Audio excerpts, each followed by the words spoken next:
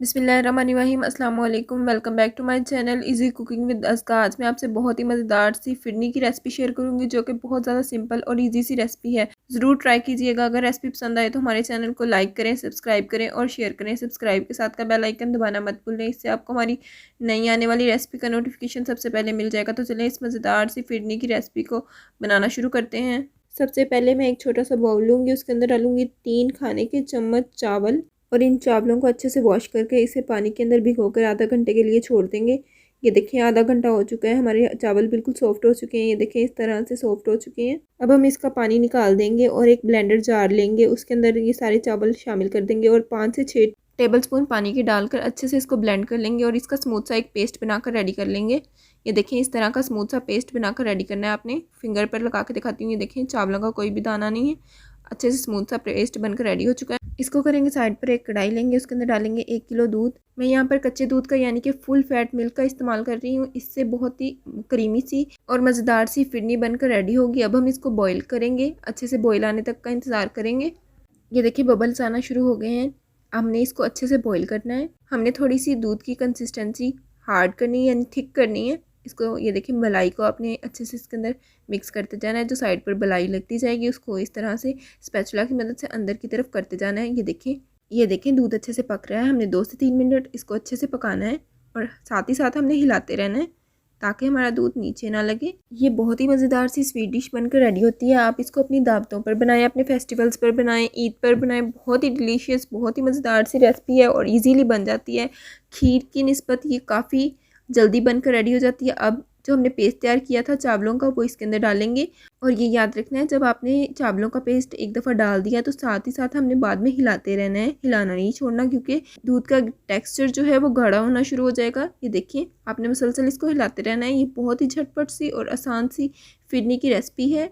और जो साइड्स पर बलाई होगी उसको भी आपने इस तरह से उतार लेना है स्पैचुला की मदद से और अंदर मिक्स कर देना है। और याद रहे आपने फ्लेम को लो टू मीडियम ही रखना है, आपने हाई फ्लेम पर नहीं बनाना इसको, आपने हल्की आंच पर इसको बनाना है और ये बहुत इजीली झटपट से तैयार हो जाएगी।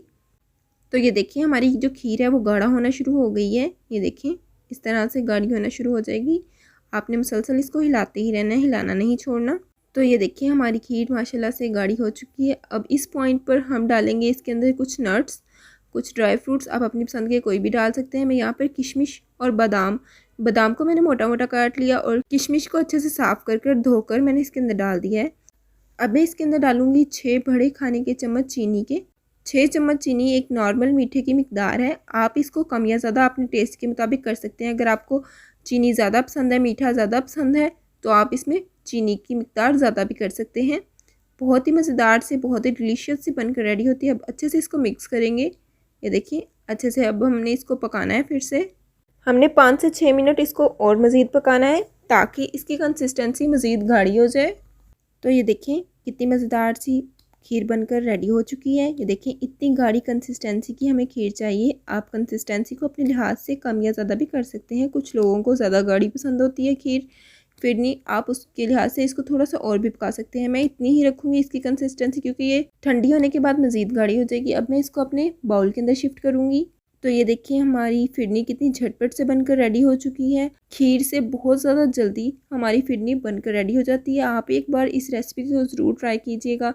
मुझे पूरी उम्मीद है कि अगर आपने एक बार इसको ट्राई किया तो आप इसको बार बार बनाएंगे। तो ये देखिए मैंने एक बड़े बाउल के अंदर इसको शिफ्ट किया और एक छोटे बाउल के अंदर शिफ्ट किया। अब हम इसकी करेंगे कुछ गार्निशिंग। मैं काजू, पिस्ता, बादाम और किशमिश से इसकी गार्निशिंग करूँगी। आप अपनी पसंद का कोई सा भी ड्राई फ्रूट इसके अंदर डाल सकते हैं। तो ये देखिए कितनी खूबसूरत सी, कितनी प्यारी सी हमारी खीर बनकर रेडी हो चुकी है। अब हम अपने छोटे वाले बाउल की भी अच्छे से गार्निशिंग कर देते हैं। इसकी गार्निशिंग भी मैं काजू, पिस्ता, बादाम से करूँगी। बहुत ही मज़ेदार, बहुत ही क्रीमी, बहुत ही यमी सी खीर हमारी बनकर रेडी हो चुकी है।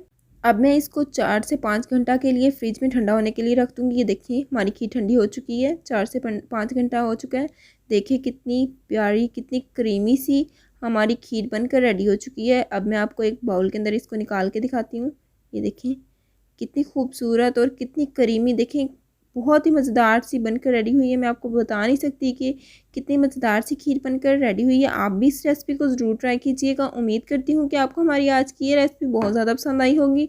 अगर पसंद आए तो हमारे चैनल को सब्सक्राइब करें, लाइक करें और शेयर करें। सब्सक्राइब के साथ का बेल आइकन दबाना मत भूलें, इससे आपको हमारी नई आने वाली रेसिपी का नोटिफिकेशन सबसे पहले मिल जाएगा। इसी के साथ दें इजाज़त। अपना बहुत ज़्यादा ख्याल रखें, दुआओं में याद रखें। अल्लाह हाफ़िज़।